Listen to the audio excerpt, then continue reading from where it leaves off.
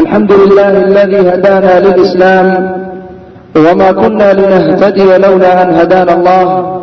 وأشهد أن لا إله إلا الله وحده لا شريك له، لا رب لنا غيره ولا معبود بحق سواه، أعز من أطاعه وأذل من عصاه، من تقرب إليه قربه وأدناه وجعل الجنة مثواه، ومن أعرض عن ذكره أبعده وأشقاه وجعل النار مصيره ومأواه. وأشهد أن محمدا عبده ورسوله المبعوث رحمة للعالمين وقدوة للعاملين وحجة على العباد أجمعين، صلوات ربي وسلامه عليه وعلى آله الطاهرين وصحابته أجمعين. وبعد، ولا ليروح ميشان النبي الله بني قصة كسابسا نبي نوح عليه السلام ويوسو جيدين دونو شيخ حسن إبراهيم دقيسي وعن نغنى الرالي نقضى إن إيكاكو أنتهي استفتاحي محاضرة. يو أني وحان إذين أهي مدقاء دقنين تيسان أي عبهي وروحان أكو جرتان أي شركة إيا قال نماذا أيان إذين كدقاء وروحدانية إلهي إنا قاضتان أيان ربع ورقومك يو ودي إيا صواع إيا يغوث إيا يعوق كل قد إلهي معها وروحيابها أتعبديسان وشركة إيا قال نماذا ضعفا يا قوم إني لكم نظير مبين. قومك يو أني دقا أيان أهي أو دقا ديسو أي عبهي أن اعبدوا الله واتقوه واطيعون. إلهي عابد إلهي كعب صدا أنيقنا إطيعا ورمرك كواد عابد الله إذن قلقي ور إلهي عابدو أساق كعب صدا شركك إيا وحيابها أتكو سمين إيسان كجوجية أني إطيعا وركيغا مقلع يغفر لكم من ذنوبكم. الله وحو إذن ضعف يا دنبيالكين ويؤخركم إلى أجل مصمع وإذن دبدقيا إلى سبحانه وتعالى وحو إذن دبدقيا إلى أجل مصمع أولا مقعابي انت أدنوشهين هذا شركك كسكتان وحل إذن كنا لينا نلل في عن أو بركة له امرقين أيال بركينا ويا إن أجل الله إذا جاء لا يؤخر. أجش إلهي هديت ماذا لأخر مايو مدد لو دقيا معها هداد أكتهين قومك يو سيدا يالا ورأني أطيع رسول أيان أهي ربي حقي صلق صدري وحقات كسعتان أو شركي إيا قالني مرأة إلهي غيركي إياد عبوديسان طافا ويا هداد انتا سميسان قلتك إيا دندق إذن كدعو إذن كعفنا والذين أخرا أو عمرقينا لبركينا عمرقينا أيو إله وناك إيا شرف إيا قيمة ويالا أجش الله هديت ماذا لأخر مايه سيدا أيو قوم كيسا كجري نبي نوح عليه السلام. نبي نوح أيو أواني يدبكي الله صادري حق أيو أشاقي وحور ربي إني كهران وحيابها أي كسعضان أي شركي إيا قالني مرأة إني إلهي كليجي عبدا سبحانه وتعالى. إلهي أصدقوا الناط الماما يوحو يري لقد أرسلنا نوحا إلى قومه. نبي نوح أيان درنو قوم كيسا أيان أدرني فقال يا قوم اعبدوا الله وحو يري قومك يو ألا عبد ما لكم من إله غيره إله غير كيس أهمله ذين الله أن الله أهين مجر ور إلهي كلي عبد غير كيس إله مئه إني أخاف عليكم عذاب يوم عظيم. أني وحان إذن كعب صنا دشين عذاب يوم عظيم مال عظيم أوين عذابك إيماناي أما عذابك عظيم كأهمال تقو إيماناي كاسان إذن كعب سقبا ورساك يلين أي قوم كيو إلهي عابد نبي مجرى الله صادري إلا قوم كي سوحوك به جري يا قوم اعبدوا الله ما لكم من إله غيره ويساوي كسنايين ومدود أي ربين إن شركك كإليان أو إلهي أي كحرا سبحانه وتعالى مر الله لمركو سيدايري أو هذا الكافي عن أو كل هذا ملأذي يقوم كي سكمتها أيا هذا شوحي بهين إنا لنراك في ضلال مبين. warnooxow anigu waxaan kuu aragnaa inaad ku jirto baadi mubiina oo cad warniyow nin dhunsan ayaa tahay hadalkan aad la timid ilaahyaalkeena iyo hidaha iyo dhaqanka aan ku soconeed naga celinayso waxaad ku jirtaa baadi mubiin qaala yaa qawmi laysa bii dalaala wuxuu yidhi qoomkayow ani baadi iyo dalaal iguma sugna walaakinii rasuulun min rabbi alcaalamiin laakiin rasuul ayaan ahay waa lay soo diray waxaa layga soo diray caalamka rabbigiisa xaggooda إلهي أصدر صدي سبحانه وتعالى إن إذن سوقات في رسالة ربكي وأن إذن واننا alla agtiisa waxaan ka ogahay waxaadan ka ogayn ma waxaad la yaabantihiin ayuu yidhi inuu idiin yimaado dikri xagga rabbigiin idinkaga yimid oo nin lagu soo dejiyo idinka mid ah si uu idinkugu digo idinkuna aad cabsataan war sidaa yeela waxaad mudan tihiin in laydin naxariistee sidaana waa yidhi nebi nuux calayhi salaam qoomkiisa sidaa ayuu u waaniyey xaqa iyo diinka ayuu markaa u sheegay risaalada iyo waxyaabaha lala soo diray dhammaan waa soo wada gaarsiiyey habkaa ayuuna u wacdiyey una waaniyey nebi nuux calayhi salaam qoomkiisa mar allaala markuu u yimid oo xaqa gaarsiiyey oo diinta iyo waxyaabaha lala soo diray uu u sheegay waxay la hor imaan doonaan ama ay la hor yimideen beenin ay ku beeninayaan inay markaa ku raacaan nebi nuux calayhi salaam mar allaala markuu sidaa qoomkiisa u gaarsiiyey ama alla u soo diray dacwada ayuu gutay xaqa ayuu u sheegay wuxuu yidhi rabbi innii dacawtu qawmii laylan wa nahaara rabbiyow qoomkayga ayaan u toogay oo aan u wacay oo waxaan uga wacay diinta habeen iyo maalinba ilaahayow habeen iyo maalin saad ii dirtay ma fadhiisanin ma seexanin mana harsanin rabbi innii dacawtu qawmii ilaahayow qoomkayga ayaan u wacay laylan wa nahaaran habeen iyo maalinba falam yazidhum ducaa'ii ilaa firaara wicitaankayga uma siyaadinin mana u kordhinin ilaa orod ay diinka ka sii ordaan maahane ilaahayow hurdadayda waa ka tegey maalintii hawshayda waa ka tegey dacwada ayaan garab istaagay dadkii ayaan damcay shirkiga iyo gaalnimada inay ka fuqaan saad ii adeejisay inaan adeega u fuliyo innii dacawtu qawmii laylan wa nahaaran ilaahayow qoomkayga ayaan u wacay habeen iyo maalin si kasta ayaan dacwada u gaarsiiyey waqti iyo dawaam uma qabanin habeen iyo maalin ayaan diinta u sheegay laakiin falam yazidhum uma siyaadinin wicitaankayga iyo wicitaankii aan diinka ugu wacay iyo xaqii aan u sheegay ilaa firaar iyo orod maahane wa innii kullamaa dacawtuhum ilaahayow mar walbo aan u wacay saad ugu dembi dhaafto jacaluu asaabicahum fii aadaanihim faraha ayay dhagaha gashteen wastakshaw hiyaabahum dharkooda ayay isku duuduubeen intaa waxay u samaynayaan oo ay dhagaha u furaysanayaan waxay tahay inay xaqa maqlin hadalkaygay diidan yihiin waxaan anigu uga wacaya waa khayr iyo wanaag ayagana dhagahay faraha iga gashteen dharkay isku duuduubeen ayagoo diidaya inay i arkaan wastakshaw hiyaabahum hiyaabkooda iyo labiskooda ayay isku duubeen way xumaan daa'imeen waa kibreen isla weyni iyo kibir ayayna markaa la yimideen ilaahayow si kasta ayaan diinta ugu sheegay intaa ka gadaal aragtidayda ayay naceen maqalkayga iyo hadalkayga ayay diideen ummadoo dhan anay ii necbanaadeen xaqa aan u sheegaya darteed ayay igu naceen intaa keliya kuma gaabsanin nicitaankii iyo orodkii iyo dhagaha ay faraha ka gashteen hadalkayga saa ugama hari uma innii dacawtuhum jihaaran intaa ka gadaal haddana jihaar iyo si jahraa ayaan dacwada u gaarsiiyey oon ugu sheegay uma innii aclantu lahum intaa kadib haddana waan u iclaamiyey oo bannaanka ayaan u soo dhigay waan u siriyaystay siriyaysi iyo si qarsoodi ah ayaan markaa ugu sheegay ilaahayow kayfiyad kasta iyo hab walba oo dacwo dadka loo gaarsiiyey ayaan u gaarsiiyey qoomkayga ilaah asagoo tilmaamaya nebi nuux mar kale wuxuu yidhi walaqad arsalnaa nuuxan ilaa qawmi nebi nuux ayaan dirnoon qoomkiisa u dirnay innii lakum nadiirun mubiin wuxuu yidhi anigu waxaan idiin ahay mid diga ah war waxa aad ku jirtaan haddaad ku socotaan cadaab ayaa jira kaasaan idinkaga digaa digidayda waa mid cadi anlaa tacbuduu ila allah ilaahay maahana qof kale ha caabudina innii akhaafu calaykum cadaaba yawmin aliim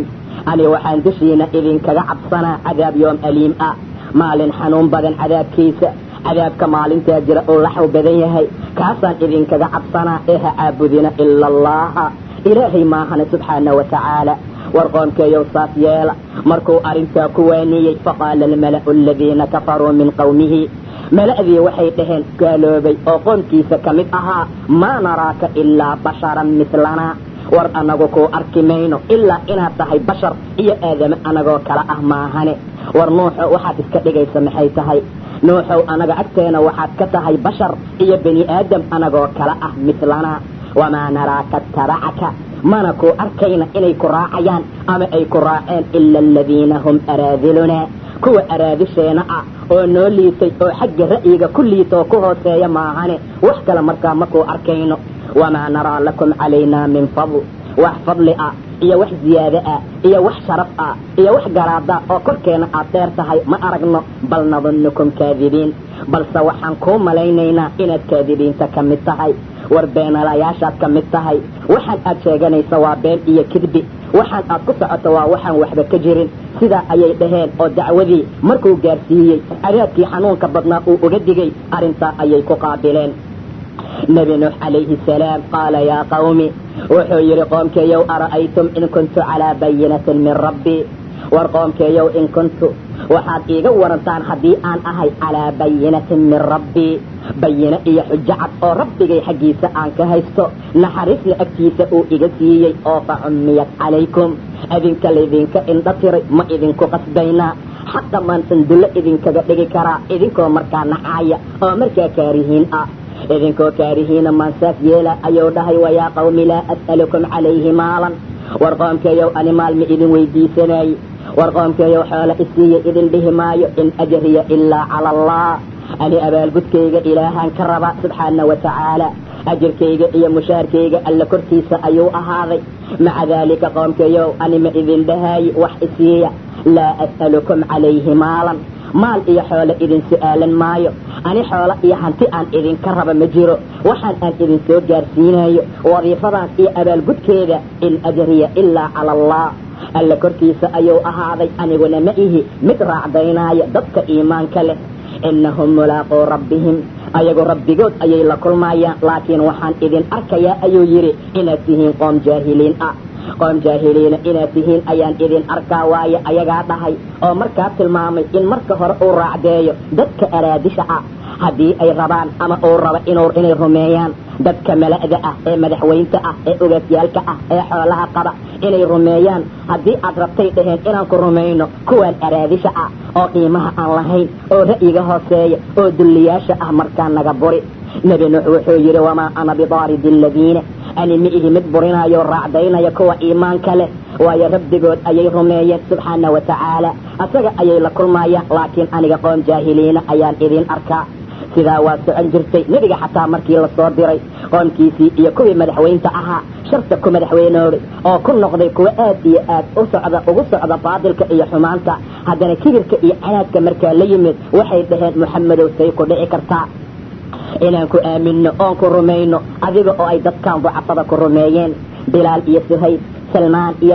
ragga noocaas ah ayaa nebiga markaa ag fadhiyey kuwaan agtaada ka raacdeey ayay dhaheen haddii aad rabto inaan kula fadhiisano inaad wax noo sheegto haddii aad rabto muxamedow kuwaan buri oo dharka xunxun wata oon qiimaha lahayn oo hooseeya yay nagu soo dhiiranin majlis iyo gole iyo meel aan fadhino yay soo fadhiisanin haddii aad rabto inaan kula fadhiisano oo hadalkaaga aan dhegaysano kuwaan meesha markaa ka raacday rasuulku wuxuu isdhahay amaad sidaa yeeshaa oo si ay dadkan u soo rumeeyaan maca daalika ayuu ilaah ku soo dejiyey ha burinin dadka rabbigood rumaynaya subxaana wa tacaala galab iyo subaxda ayagoo wejiga alla raba subxaana wa tacaala indhahaaga ha ka dabbin indhahaaga ha ka leexinin iska dhaaf inaad raacdaysee walaa tacdu caynaak indhahaaga ha dhaafsiinin oo ha ka gudbinin adigoo raba xayaatada adduunka war dadkan kibirka iyo madax adayga iyo gaalnimada ku adkaaday adigoo fiirinaya ha yeelin kuwan ayaa sharaf leh kuwan ayaa qiimo leh oo ani i aaminay kuwa ay yasayaan ayaa agtayda qiimo iyo sharaf ka leh nebiyow ha burinin haddaad raacdayso daalimiintaad ka mid noqonaysaa indhahaaga ha u iilin hana u leexinin iska dhaaf wax kale hadday beri kuu yimaadaan faqul salaamun calaykum waxaad ku dhahdaa salaam ayaa korkiina ahaatay iigu salaan ayuu yidhi ilaah subxaana wa tacaala nafafyaalkiinana naxariis ayuu ilaah ku qoray subxaana wa tacaala ilaa maalinta la kulanka iyo qiyaamaha markaa laga gaaro ha raacdaynin ayuu yidhi ilaah subxaana wa tacaala maalin maalmaha kamida ayuu la fadhiyey nimanka abijahal iyo ragga markaa lamid ah ee xaq diidayaasha ah ayagoo sidaa uu ula fadhiyo ayaa waxaa soo orday ninka la yidhaahdo cabdullaahi ibnu ummu maktuum oo nin indhoola markaa ah asagoo soo ordaaya ayuu rasuulku u yimid intuu soo kor istaagay ayuu yidhi ibar rasuulkii allah wixii ilaahay ku baray war diinta alla ku baray ibar iiga faa'iideey waxaan rabaa waxaad i barta inaan janno ku gaaro waxaan rabaa inaan cadaab uga koro waxaan rabaa xaqa rabbi inaan ogaado waxaan rabaa wuxuu ilaahay ii diray inaan ku dhaqmo oon raaco ee callimnii rasuulkii allow i tacliimi oo waxaad i bartaa wixii ilaahay ku baray subxaana wa tacaala rasuulku waxoogaa wuxuu la fadhiyey dadkaan hadda soo tilmaannay ninkaa u yimid ee dhahaya ibar wixii alla ku barayna waxoogaa waa ka weji kabooday, wax yar waa ka weji tubay, waana ka sii jeestay asagoo isdhahaya dadkaan soo dul. ninkaan waa nin yimid oo soo galay meeshee dadkaan xerada ka baxsan, marka hore soo dul oo soo dhoweey oo qalbigooda wax yar ilaali ayuu markaa islahaa. waa ka sii jeestay waana ka weji tubay. rasuulka waxaa lagu soo dejiyey cabasa watawallaa, rasuulku wuu weji kabooday waana jeestay. an jaa'ahu alacmaa, markii acmaha iyo kii indhoolka ahaa uu u yimid. wamaa yudriika lacalahu yazakkaa, maxaa ku ogeysiiyey wuxuu mudan yahay inuu tahirsanaado ayuu indhoolku mudan yahay, ama aad waanisoo waanadu ay anfacdo. amaa man istaqnaa ayuu yidhi ilaah subxaana wa tacaala, inaad waanisoo waanadu ay anfacdo ayaa suuragal ah, inaad xaqa u sheegto xaqa raaca ayaa suuragal ah. arrimooyinkaa ayuu ilaah u tilmaamay subxaana wa tacaala. ha ka jeesanin, hana ka weji tubin, waayo macnaha ninkaan xaqa raba ee kuu yimid waa inaad raacdaa. midkaan xaq diidayaasha waa inaad ka leexataa ow yadakkaru, ama aad waaniso oo fatanfacahu dikraa, waanadu ay anfacdo. amaa man istaqnaa, midkaas toomay oo xaqa nacay oo diinka aan rabin, fa anta lahu tasaddaa, kaa xaggiisa maad u leexanaysaa. wamaa calayka anlaa yazakkaa, korkaaga ma aha rasuulkii allow inuu tahirsanaado, maxaad qalbigiisa u ilaalinaysaa? waayo waa kaaftoomay, diinkeena ayuu nacay, wuxuu iskaga dhigay nin naga kaaftoon, maxaa xaggiisa u aaday? kaa xaggiisa maad u leexanaysaa. wamaa calayka anlaa yazakkaa, dushaada ma ahaanin inuu tahirsanaado. wa amaa man jaa'aka yascaa, qofkuu yimid asagoo ordaaya, wahwa yakhshaa, haddana cabsanaaya, ordaaya oo isbahaya nebiga ka gaarsii oo ciyow u tag intaadan dhimanin, xaqa ka baro oo diinka ha kuu sheego intay xayaatada kaa bixin, war rasuulka alla intuusan meesha ka tegin aad. wa amaa man jaa'aka yascaa, nin asagoo soo degdegaaya oo ordaaya kuu yimid, wahwa yakhshaa, haddana cabsanaaya, fa anta canhu talahaa, kaa xaggiisa maad ka mashquulaysaa. ninkaa maa laga mashquulaa? qofku yidhi ibar wixii alla ku baray maa laga mashquulaa? qof xaqa ii sheeg ku yidhi maa laga jeestaa? qof diinka ibar ku yidhi maa laga weji kaboodaa? kallaa, mar damba ha u noqon ayuu yidhi ilaah subxaana wa tacaala. haddaba nebi nuux sidaa ayay dhaheen ayagana. maca daalika ayuu yidhi ani ma ihi mid raacdaynaaya, waxaanana idin arkaa qoom jaahiliina inaad tihiin. qoomkeeyow yaa iiga gargaaraya alla xaggiisa haddaan kuwaan raacdeeyo. caqli qaadan maysaan miyaa oo kuwa waana qaadanaya ma tihiino? walaa aquulu lakum cindii khazaa'inullah,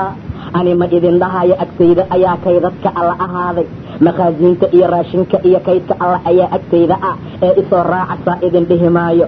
walaa aclamu alghayba, haybkana ma ogi. walaa aquulu innii malak, mana idin dhahayo aniga malag ayaan ahay. intaasoo dhan ma jirto. war rabbigiin aamina, asagaa qoodka idin siinaaya, aniga wax aan gacanta ku haayaa ma jiro. war dacwadan aad soo gelaysaan iyo risaalada aad aaminaysaan ha u aaminina xoolo in laydin siinayo darteed. war inuu yahay mustaqbalkiinii adduunkii aakhiro ogaada. waxaad ogaataan in gacanta aysan igu jirin oonan idin dhehaynin cindii khazaa'inullah, kaydadkii makhaasiinada alla ayaa agtayda ah. qofkaad maanta dacwo ugu wacdo oo dhahda rabbigaa aamin maxaad isiinaysaa ayuu ku leeyahay. aawe waxyaabihii aad keentaad isiinayso, timir maanhela iyo waxyaaba noocaasoo kale ah. walaal diinka alla ha u adeegsanin xoolo, ha u adeegsanin raashin la cuno.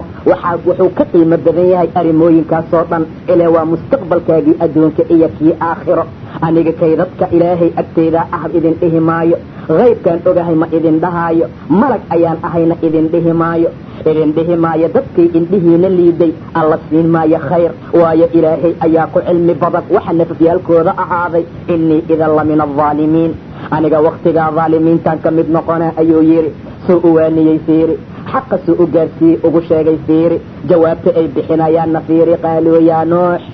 waxay dhaheen nuuxow qad jaadaltanaa, waad nala murantay, waad nala dooday, fa agsarta jidaalanaa, doodana waad nagu badisoo waad muran iyo hadal iyo qaylo badan tahay. war hadalkaagii murankaagii qayladaada naga daa. qad jaadaltanaa, waad nala didaaldantay oo waa nala doodantay oo mar walbaa muran iyo qaylaad nagu wadaa, waadna nagu badisay dooda iyo murankee. fa'tinaa bimaa tacidunaa, warkeen wax allaala waxa aad noo yaboohayso cadaabaa jira waa laydin cadaabaa cadaab yoon aliim cadaab yoon cadiim waxa aad sheegaysa keenba in kunta min asaadiqiin kuwa runta sheegaya haddaad ka mid tahay war haddaadba run sheegaysid keen ayay dhaheen wax allaala waxaad nagu hanjabayso waxaad leedahay waa laydin cadaabaa weligeen hanala cadaabee keen waxay ku hadlayaan fiiri muxuu yidhi nebi nuux inamaa ya'tiikum bihi allah idinla imaanayo keenaya goormee in shaa'a rusushu xataa inaysan ogeyn ayaad ka fahmaysaa hadduu doono idinkana kuwa fakan karaa ma tihiin aniga idin anfici maysa markaa waaninta aan idin waaniyey haddii ani aan raba inaan idin waaniyo oon idin naseexeeyo oon xaqa idin sheego allana uu yahay mid idinla doonay inaad duntaan huwa rabbukum wa ilayhi turjacuun xaggiisaana markaa laydin celinaa sidaa darteed qoomkayow sidaa yeela war kibirkaan iyo madax adaygaan iyo xaqaan aad ka tegaysaan joojiya war waxaan aad diidan tihiin dhaafa war ilaahay aamina subxaana wa tacaala nebi nuux sidaa ayuu u waaniyey qoomkiisa xaqa ayuu sidaa u sheegayaa habeen iyo maalin si kastoo dacwo loo guto ayuu dacwada ugu gudanaa inta wixii ka dambeeyey wou la hadlay ilaahay subxaana wa tacaala iyo hadalkii ayagu ay ku dhaheen ayuu xaggiisa u ashtakooday waqaala nuuxun rabbi inahum casawnii wuxuu dhahay rabbiyo waa i caasiyeen wixii aan u sheegay waa diideen xaqaan gaarsiiye way ka leexdeen waattabacuu man lam yazidhu waxayna raaceen mid uusan u kordhinaynin maalkiisii awlaaddii iyo waladkiisaba ilaa khasaaro maahana wax kale uusan u siyaadinayn kaasay aamineen oo ay rumeeyeen oo ay raaceen ilaahayo inahum casawnii ani way i caasiyeen waxayna raaceen maalkiisa iyo waladkiisa midaan u siyaadineen ilaa khasaaro maahane way dhagar faleen wamakaruu makran kubbaara dhagar falid weyn ayay la yimaadeen way isu dardaarmayaan waqaaluu laa tadarunna aalihatakum waxay yidhaahdeen ilaahyaalkiina haka tegina walaa tadarunna waddan haka tegina sanadka ama ilaaha waddi la yidhaahdo walaa suwaacan midka suwaac la yidhaahdo walaa yaquusa wayacuuqa wanasra midka yaquus iyo yacuuq iyo nasri intaba oo ilaahyaalka haka tegina kuwaasay iskula dardaarmayaan ayuu yidhi nebi nuux calayhi asalaam waxay dhumiyeen in badan oo dadka ka mid ah dhaalimiinta ilaahayow baadi maahee wax kale kuma socdaan waxa ay samaynayaan ama ay siyaadsanayaan waa dhumitaan iyo baadi maca daalika rabbiyow sidaa ayay yeeleen xaqa way ka durqeen oo waa diideen waxyaabihii la rabay inay ku socdaan kuma socdaan oo waa ka leexdeen sidaa ayay la yimideen rabbiyow ilaahayow waa i caasiyeen amarkayga xaqayga iyo wixii aad ila soo dirtoon gaarsiiyey intaba markaa waa diideen ilan waxay ahaayeen dad aad iyo aad u madax adag nebi nuux calayhi salaam walaqad arsalnaa nuuxan ilaa qawmihi nuux ayaan qoomkiisa u dirnay ayuu yidhi ilaahay faqaala yaa qawmi icbudullaaha war qoomkayow alla caabuda ayuu yidhi maa lakum min ilaahin hayruhu ilaah ka soo haray oo kayrkiisa ma jire afalaa tattaquun kuwa cabsanaya ma tihiin miyaa ma cabsanaysaan miyaa qoomkeeyow war cadaabaa jiraan idin dhahaa ee ma ka cabsanaysiino faqaala almala'u aladiina kafaruu min qawmihi madaxweyntii xaqa ku madaxweynooda oo gaalnimada iyo kufriga iyo madax adayga la timid oo qoomkiisa waxay dhaheen maa haadaa ilaa basharun mitlukum midkaan nuux ah ma aha ilaa waa bashar iyo bani aadam idinkoo kale ah wuxuu rabaa inuu fadli iyo ziyaado dushiina ku yeesho hadalladan uu la yimid ilaahaa isoo diray wax kale ulama jeedee yuriidu an yatafadala calaykum inuu korkiina ku fadliyoobo ou sharaf ku yeesho ayuu rabaa walow shaa allah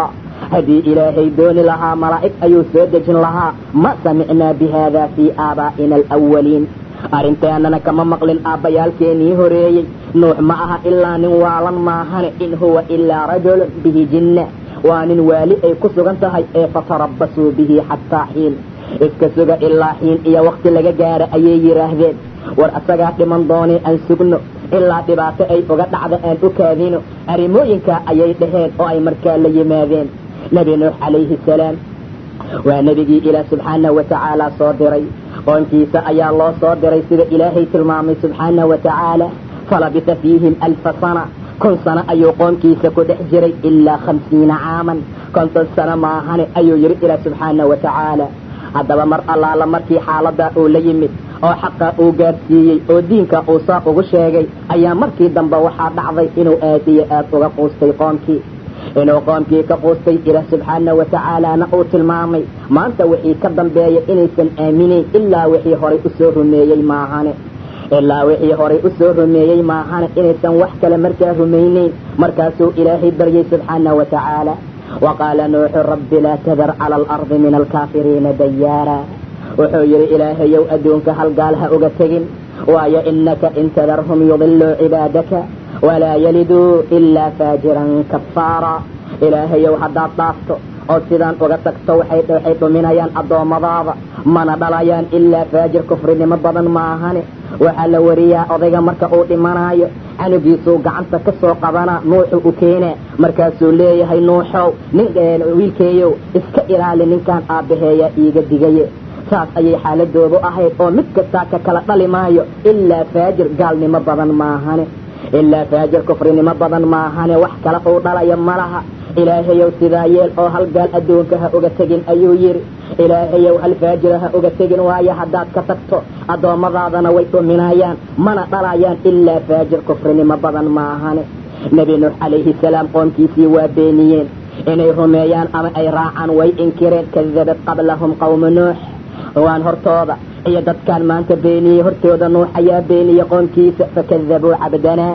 addoonkeenii nuux ahaa ayay beeniyeen. waqaaluu majnuunun, waxay dhaheen nuux waa jinool, nuux waa waalan yahay. wayna canaanteen, waa sajriyeen, waa hororeen, dhib kasta ayay gaarsiiyeen. fadacaa rabbah, rabbigii ayuu tuugay, gacmaha ayuu kor u taagay oo yidhi annii maqluubun, allow nin laga guulaystay oo maqluub ahoo laga adkaadaan noqdee, fantasir allow ii gargaar. ilaahayow diintaada u gargaaro. ilaahayow si kasta dacwo u gaarsiiyey, ilaahayow si kasta wax ugu sheegay. markaa ka gadaal ayuu rabbigii tuugay oo dhahay annii maqluub fantasir, ilaahayow gargaarkaagii aaway.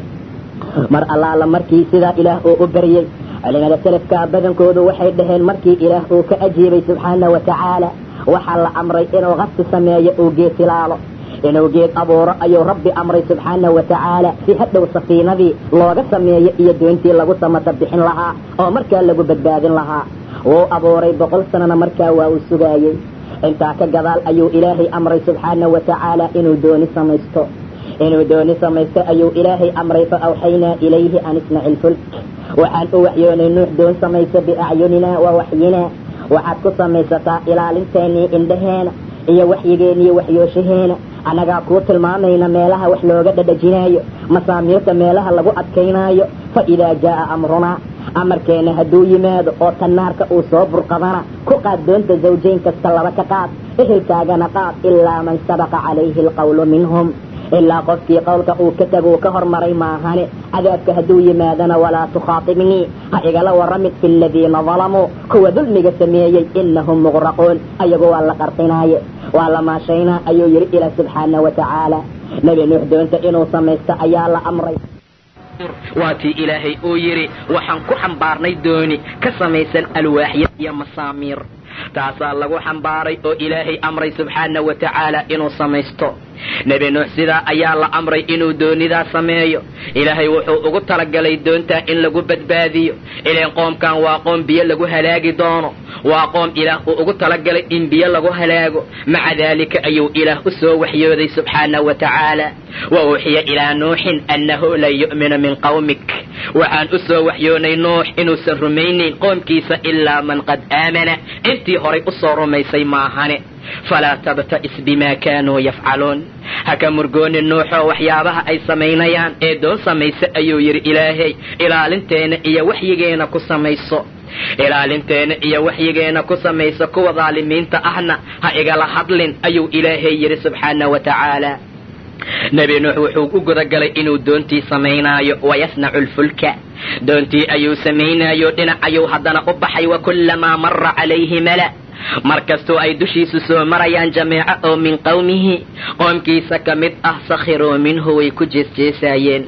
hadalla foolxun ayay ku dhahayeen mar walba oo ay meesha soo maraan. markay u soo marayeen meesha waxay dhaheen qaarkood safiino ayaa barriga lagu samaynaa, ee siday barriga ugu socon doontaa. qaaraa sidaa yidhi, markaasuu dhahay sawfa taclamuun, gadaal dambaad ka ogaan doontaan. shalay nebinimo ayuu sheeganayey, ilaahaa isoo diray, nebiyaan ahuu ku faantamay maantana najaar iyo faryaamo ayuu noqday dheheen oo buruskii iyo masaamiirtuu qaatay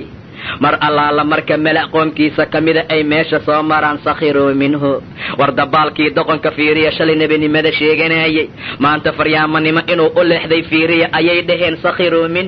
waa ku jeesjeeseen nebi nuux wuxuu yidhi in taskharuu minna haddaad nagu jeesjeesteen fa innaa naskharu minkum annaguna waan idinku jeesjeesaynaa kamaa taskharuun fasawfa taclamuuna man ya'tiih waxaadna gadaalka ogaan doontaan qofkuu cadaabku u yimaado markuu cadaabka yimaado cadaabka wax xoojiya man ya'tiihi cadaabun yuqziih ee uu ku dega cadaabka muqiimka ah ee xooga badan ilaahay subxaanahu wa tacaala ayaa si fiican ugu qabanqaabiyey doontaa samaynteeda imaamu thawri wuxuu yidhi waxaa la amray inuu doonta dhirarkeeda ka dhiga 80 diraacan 80 dhudhun qadaada wuxuu yidhi waxaa la amray dhirarkeeda inuu ka dhiga 300 waa 300 oo dhudhun ballarkeeda inuu 50 ka dhiga ayaa la amray ibnu cabbaas wuxuu yidhi 1200 oo dhudhun inuu ka dhigo doontaa waxaa laga sameeyey 3 dabaqaad dabaqa hoose dawaabtii wuxuushta ayaa loo dhaafay midka dhexe dadka ayaa la geliyey midda sarana tuyuurta iyo shimbiraha sidaa darteed ayaa habkaa loogu kala sameeyey oo ilaahay subxaanahu wa tacaala u amray in shay walba zawjeen ama 2 nooc markaa laga qaado waxaa la tilmaamaa ama la yidhaahdaa waxa ugu horeeyey ee shimbiraha gala shimbir baqbaqaha la yidhaahdo waaye midka ugu dambeeya xagga xayawaanaadka oo doonta korana ximaarka ayuu ahaa sidaa darteed ayuu ilaah subxaanahu wa tacaala amray in meesha ayagana markaa lagu badbaadiyo bacdamaa dhibaato fara badan ay imaanayso taariikhdu waxay tilmaantaa mar allaala markii meesha laysugu yimid wuxuushtii waxyaabahana meesha ay ku jiraan in aad iyo aad looga cabsaday dhibaato fara badan inay ka timaado balse ilaahay arrimooyin fara badan uu ku badbaadiyey culimmadu waxay aad iyo aad isugu khilaafaan ciddada iyo in allaala intii ku sugnayd doontaa korkeeda iyo intii markaa raacday ilan ilaah subxaanahu wa tacaala wuu amray in doontaa la saaro in allaala intii asaga markaa rumaysay xataa idaa jaa amrunaa wafaarat tannuur qul naxmil fiiha min kullin zawjayn kasta 2 ka saar ayaa niri iyo wa ahlaka ehelkaagana qaad ilaa man sabaqa calayhi alqowl intuu qowlku ka hormaray maahane iyo waman aamana intii rumaysayna doonta saar wamaa aamana macahu ilaa qaliil wax yar maahane wax kale oo rumeeyey ma jiri nebi nuux calayhi salaam aad iyo aad ayuu cumrigiisa u weynaa aad iyo aad ayaa muddada uu ummadda waaninayay ay u badnayd haddana inta aamintay aad ayay u yaraayeen ibnu cabbaas wuxuu yidhi 80 naf oo ay dumarkoodu la socdaan ayaa doontaa raacday 72 waa la tilmaamaa qaarna 10 ayay sheegaan nebi nuux calayhi salaam imra'adiisa waxay ka mid ahayd dadkii markaa la halaajiyey sida ilaahay tilmaamaya subxaanahu wa tacaala maca daalika waxaa doontaa raacay ayaa la yidhi awlaadiisa dhammaantood kuwa ayaa markaa raaco xaam iyo saam iyo yaafid markaa ka mid ahaa yaam ninka la yidhaahda kancaanna waa la yidhaahdaa waa la qarqiyey asaga oo kuwa biyaha ku dhintay ayuu ka mid ahaa mid kale ayaa jiro caabira asaga waxa uu dhintay duufaanta intaysan imaanin horteeda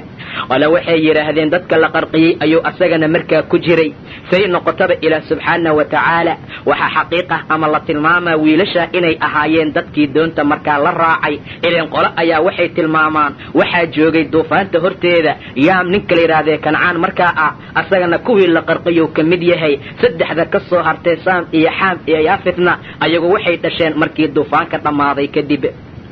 laakiin xaqiiqda iyo sida sugan 3daba dadkii la badbaadiyey markaa ku jireen oo hadhowna faraca gadaal ka imaan doona markaa ay awlaada aadam iyo nuuxba markaasaa uga soo farcamay haddaba ilaah subxaanahu wa tacaala wuxuu tilmaamay in dadka markaa la halaajin doono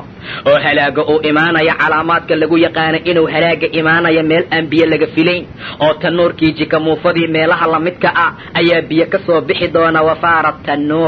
tanuurkana uu markaa soo burqada ku qaad ayaan ku niri buu dhahay ilaah subxaanahu wa tacaala zawjayn kasta 2 ka qaad ehelkaagana qaad ilaa in allaala intii markaa rumaysay maahane ma rumaynin micigiisa ilaa in yar maahane ilaahay wuxuu amray inay doonta koraan ilaan cadaabka ayaa soo dhow muddo yar oo gaaban ayaa dhiman gaaladii intaa xaqa loo sheegayo xaqa diidaysay oo tawxiidka alla diiday inay raacaan xaqa inay fuliyaan ka madax adkaada halaagoodii soo dhowaaday waqaala arkabuu fiiha ilaahay wuxuu yidhi koraad doonta war doonta raaca sidaa ayuu dhahay ilaah subxaanahu wa tacaala bismi illaahi majreeha wa mursaaha socodkeedii istaageeda waxay ku soconaysa waa bismillaah waayo ina rabbii lagafuurun raxiim ilaahay alla dembi dhaaf badan oo naxariis badan waayo doontaa waxa ay ku dareeraysa waa magaca ilaahay bismillaahi ayaa lagu kaxeeyaa bismillaahiyaa lagu istaajinaa biyihii ayaa markaa yimid sida ilaahay tilmaamay subxaana wa tacaala fadacaa rabbahu annii maqluubun fantasir markuu dhahay fafataxnaa abwaaba asamaa samada albaabaheeda ayaan furfurnay buu dhahay ilaahay bimaa'in munhamir biyo qubmaayo shubmaya ayaan la soo daadinay wafajarna alarda cuyuuna dhulkii ayaan jeexjeexnay cuyuun iyo ila ayaan ka burqinay faltaqa almaa biyihii ayaa kulmoo calaa amrin qad qudir amar la qadaray ayay ku kulmeen biyihii kor ka yimid iyo biyihii hoos ka yimid ayuu alla kulmiyey subxaana wa tacaala waxaan soo furnay abwaabihii samada biyahee ka soo daadanahayay albaabahooda ayaan furnay biyo munhamir ah oo qubmayo xoog u soconaya ayaa ka soo daatay dhulkii ayaa la jeexjeexay oo la dildilaaciyey biyo ayaa laga soo bixiyey biyihii kore iyo kuwii hoose ayaa kulmay calaa amrin qad qudir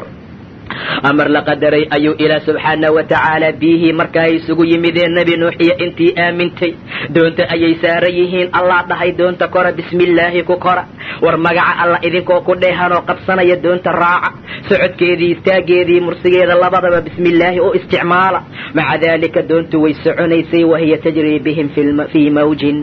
mawjiya hir dhexdiisay kula soconaysay mawjkaa kaljibaal buuro oo kale ayay ahaayeen ilaah subxaana wa tacaala waxa uu ku badbaadiyey waa doontaa marka ay ku jeesjeesayeen ayaga nebi nuux canugiisa waa wiilkaa yaama ama kancaan ahee waa u dhawaaqay wanaadaa nuux ibnah canugiisa ayuu u naadiyey wa kaana fii maczilin canuga meel soocan ayuu joogay doonta inuu soo koro waa diiday nebi wuxuu dhahay yaa bunaya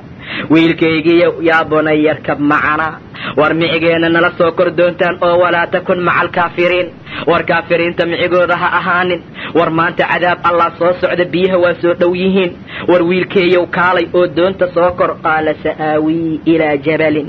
ani waxaa aadaa buu dhahay jabasha iyo buurta yacsimunii min almaa ayadaa biyaha iga ilaalin doonta ayadaan biyaha iga badbaadin doonta doontaada ma rabi mana raacaya amarkaagana ma rabi waxaan aadi doonaa jabalka biyaha aad sheegaysa hadday ru yihiin oy wax imaanayaba ay yihiin aniga buurta korkeedaan kori doonaa yacsimunii min almaa biyaha ayadaa iga ilaalin doonta qaala laa caasima alyawma min amri illaah war maanta amarka alla wax ilaalinaya ma jiro ilaa man raxim ilaa qofkuu rabbi u naxariista maahane sida markuu yidhi waxaala baynahuma almawj aabbihii iyo canugiisii mawjkii iyo hirkii ayaa kala dhex galay fa kaana min almughraqiin canugii nuux dhalay wuxuu ka mid noqday midka la qarqiyey ee la maasheeyey midka biyaha lagu qarqiyey gaalada ka mid noqday oo dhintow biyaha ku dhex dhintow ka mid noqday mar allaala marka doontaa ay saa u soconaysay oo arrintaa ay saa ugala socotay sidii ay xaaladoodu ahayd oo ilaahay marba meel uu geynayay doonta markaa kadib ayuu ilaahay arlada la hadlay ilaahay arlada wuxuu ku yidhi yaa ardu ablacii maa'aki war biyahaaga lid ayuu yidhi wayaa samaa'u samey adigana aqlici biyaha celi waqiida almaa biyihii ayaa nusqaamay amarkii waa la xukmiyey doontii waxay ku istaagtay buurta juudi la yidhaahdo dhaalimiinta halaag iyo dhibaato ayaa u sugnaatay iyo fogaasho sidaa ayuu ilaahay u halaagay subxaana wa tacaala sidaa ayuu ilaahay u halaagay waxamalnaahu calaa daati alwaaxin wa dusur waxaan ku xambaarnay doon masaamiir iyo alwaaxyo laga sameeyey tajrii biacyunina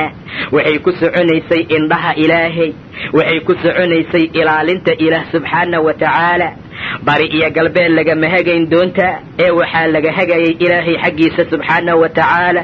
jazaa'an liman kaana kufir qof allaala qofkii kufriya ayay sidaa abaal u tahay ama qofkii lagu kufriya ayaa sidaa loo badbaadiyaa qofkii kufriya ayaa sidaa loo cadaabaa meeshaa aayad iyo cibraan uga tagnay fahal min mudakir ayuu yidhi ilaahay qisooyinka inay cibro tahay ayaan meesha ka fahmaynaa in layska dhegaysto oo sida looga tago xaaladda noocaasa ma aha qisooyinka kale way ka xeel dheer yihiin way ka qiimo badan yihiin kuwan waa lagu hanuunaa jannaa lagu gaaraa rumayntooda maca daalika ayuu ilaah subxaana wa tacaala qoomkii nebi nuux beeniyeyna sidaa loo halaagay qoomkii nebi nuux rumeeyeyna sidaa markaa loo badbaadiyey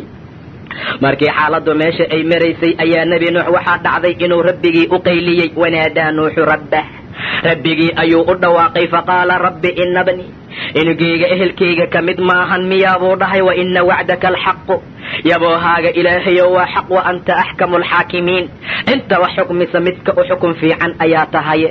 ilaahayow inta wax xukmisa adaa u xukun fiicane anugeyga ehelkayga ma ka mid ahan miyaa ehelkayga ma ka mid ahaynoo adaa horay ii yidhi iyo ehelkaaga saar doonta anugeyga ehelkayga miyuusan ka mid ahayn ilaahayow yaboohaaga waa xaq inta wax xukmisa adaa u xukun fiicane jawaabta ilaahay siiyey fiiri qaala yaa nuuxow inahu laysa min ahlik ehelkaaga ka mid maaha waa canugii uu dhalay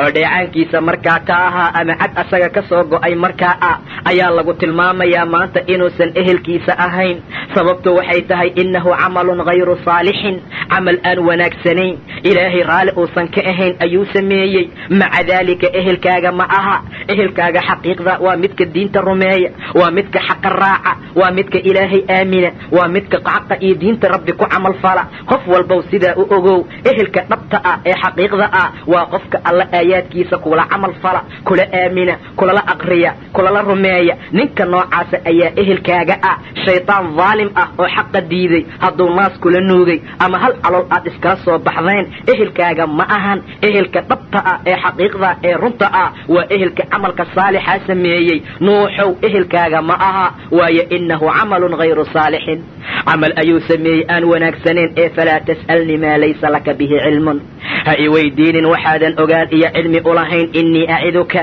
ani waa kaa waaninaa nuuxow an takuuna min aljaahiliin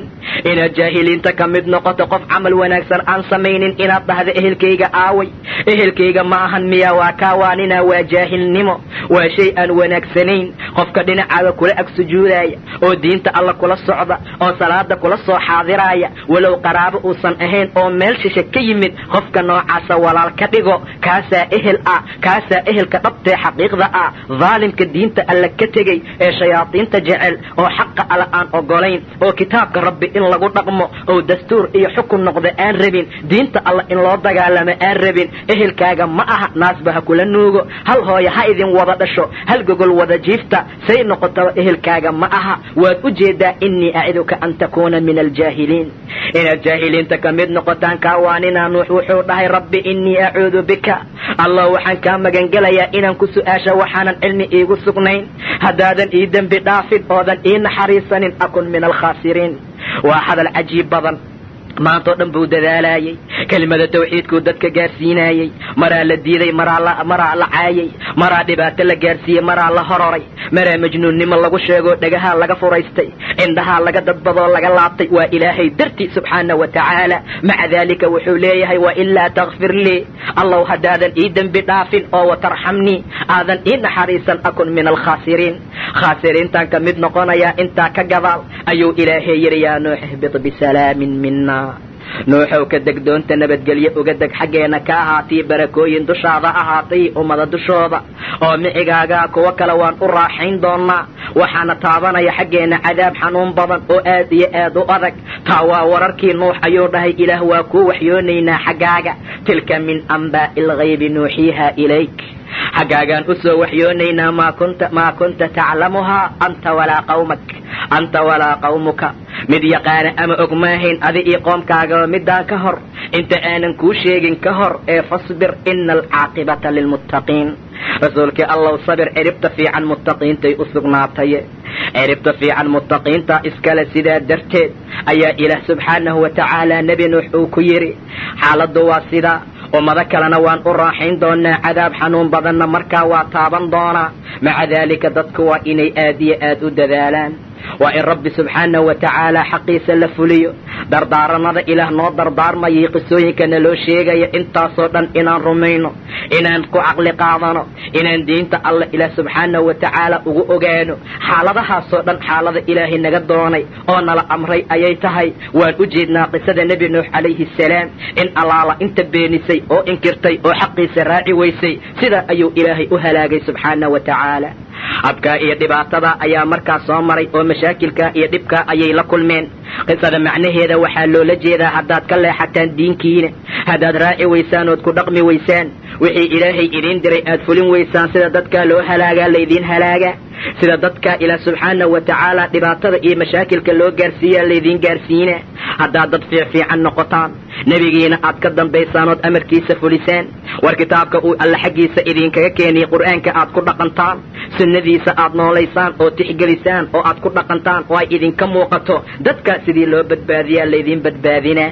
dadkaa sidii loo wanaajiyaa laydin wanaajinaa aakhirana sharaf iyo wanaag ayaad ku gaaraysaan haddaba nebi nuux calayhi salaam waxa soo rumeeyey aad iyo aad ayay u yar yihiin maxasha waxaan ka fahmaynaa qofka xaqa dadka gaarsiinaya dad badnaan inaan loo baahnayn waxa laysaga baahan yahay ama rususha loogu talagalay iyo nebiyaalku waxay yihiin waa inay xaqa bayaaniyaan ama ay gaarsiiyaan ilaa nebiga sala allahu calayhi wasalam ayaa tilmaamay xaaladda noocaas ah arrintaa ayuu ka sheekeeyey rasuulka sala allahu calayhi wasalam arrintaa ayuu ka hadlay iyo sida xaaladeedu ay markaa tahay rasuulku wuxuu yidhi ummadihii ayaa laysoo bandhigay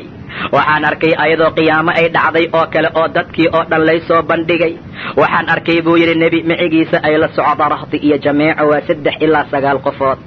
nebi ayaan arkay 3 qofood ay la socoto nebi ayaan arkay 1 qofood uu la socdo nebi ayaan arkay qofna aysan la socon buu dhahay nebiga sala allahu calayhi wasalam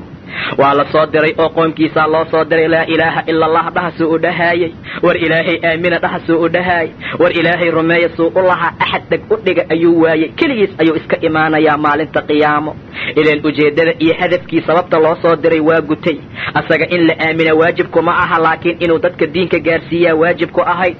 nebi ayaan arkay jameeco yar ay la socoto nebi ayaan arkay buu dhahay soo xoogaa qofood ay la socoto nebi ayaan arkay nin iyo 2 nin ay la socdaan iyo nebi qofnaba aan la socon oo keligii socda xaaladdu markay meeshaa maraysay ayaan arkay buu yidhi sawaad cadiim ah oo weyn waa ashqaas iyo dad fara badan oo waxoogaa aad iyo aad u badan waan farxay buu dhahay nebiga waxaan u maleeyey inay ummadayda yihiin waxaa laygu yidhi waa nuux iyo qoom waxaa laygu yidhi buu dhahay nebiga waa muuse iyo qoomkiisa laakiin dhinaca fiiri ayaa leeyidhi dadka badankii hore ayaan arkay dhinaca kale fiiri ayaa leeyidhi sidii oo kale ummadaada waa kuwaana ayaa laygu yidhi buu dhahay nebiga waxaa ku jira 70,000 oo jannada gelaysa xisaab la'aan iyo cadaab la'aan ayagoon la xisaabin iyo ayagoon la cadaabin kuwa jannada gelaya ayaa ku jira nebigu markuu intaa u sheegay waa iska istaagay gurigiisa ayuuna markaa galay